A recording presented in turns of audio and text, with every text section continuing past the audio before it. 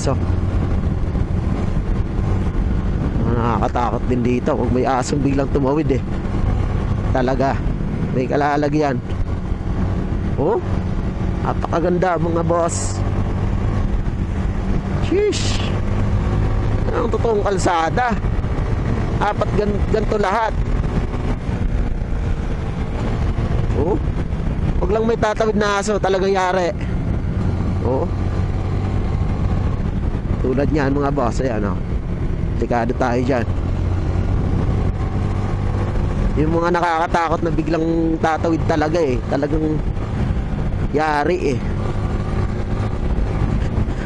Yun talaga madalas nakakapagpatumba ng mga nagmumotor eh.